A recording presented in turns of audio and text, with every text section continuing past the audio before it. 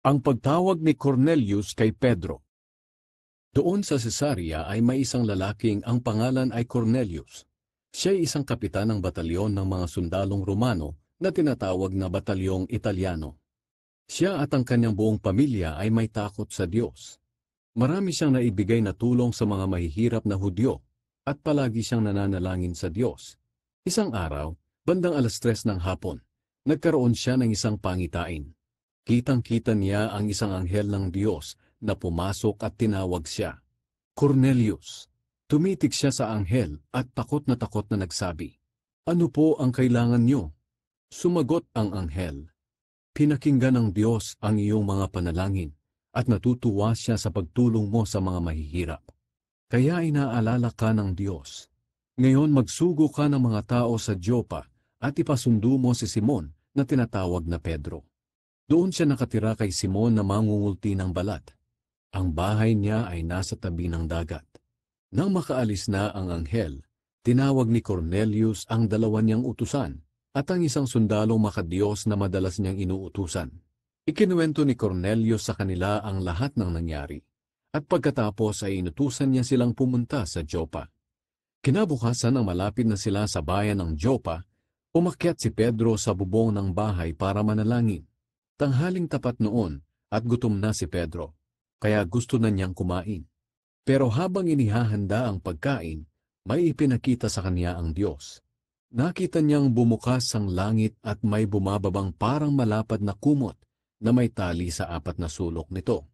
At sa kumot na ito nakita niya ang lahat ng uri ng hayop, ang mga lumalakad, gumagapang at mga lumilipad. Pagkatapos may narinig siyang tinig na nagsasabi, "Pedro, tumayo ka, magkatay ka at kumain." Sumagot si Pedro, "Panginoon, hindi ko magagawa iyan, dahil hindi po talaga ako kumakain ng mga hayop na itinuturing na marumi at ipinagbabawal kainin." Muling sinabi ng tinig, "Huwag mong ituring na marumi ang kahit anong bagay na nilinis na ng Diyos."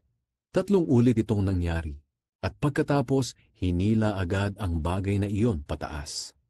Habang naguguluhan si Pedro at iniisip kung ano ang ibig sabihin ng nakita niya, dumating naman sa lugar na iyon ang mga taong inutusan ni Cornelius. Nang malaman nila kung saan ang bahay ni Simon, pumunta sila roon. At pagdating nila sa pinto ng bakod, tumawag sila at nagtanong kung doon ba nanunuluyan si Simon na tinatawag na Pedro.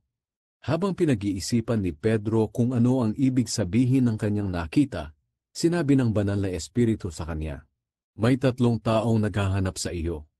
Tumayo ka at bumaba. Huwag kang mag-alinlangang sumama sa kanila, dahil ako ang nag-utos sa kanila."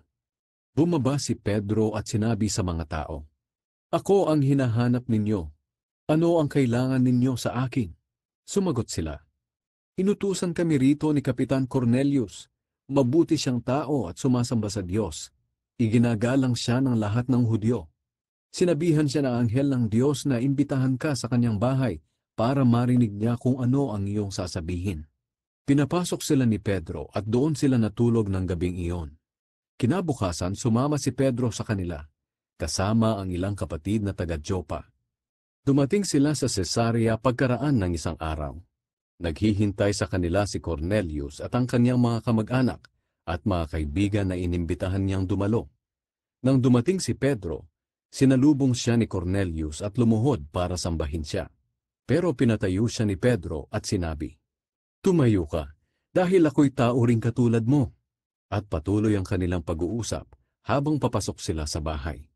Sa loob ng bahay, nakita ni Pedro na maraming tao ang nagkakatipon doon. Nagsalita si Pedro sa kanila, "Alam ninyo na kaming mga Hudyo ay pinagbabawalan ng aming relihiyon na dumalaw o makisama sa mga hindi Hudyo. Pero ipinaliwanag sa akin ng Diyos na hindi ko dapat ituring na marumi ang sinuman. Kaya nang ipasundo ninyo ako, hindi ako nag-atubiling sumama. Kaya gusto ko ngayong malaman kung bakit ipinatawag ninyo ako." Sumagot si Cornelius, 3 araw na ngayon ang lumipas nang nananalangin ako rito sa bahay. At ganito ring oras mga 3:00 ng hapon.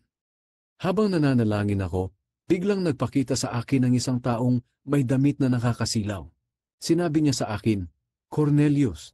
Dininig ng Diyos ang iyong panalangin, at hindi niya nakalimutan ang pagtulong mo sa mga mahihirap. Magsugo ka ngayon ng mga tao sa Jopa, at ipasundo si Simon na tinatawag na Pedro. Doon siya nakatira sa bahay ni Simon, na mangungulti ng balat. Ang kanyang bahay ay sa tabi ng dagat. Kaya ipinatawag kita agad. Salamat naman at dumating ka. At ngayon, narito kami sa presensya ng Diyos para pakinggan ang ipinapasabi sa inyo ng Panginoon.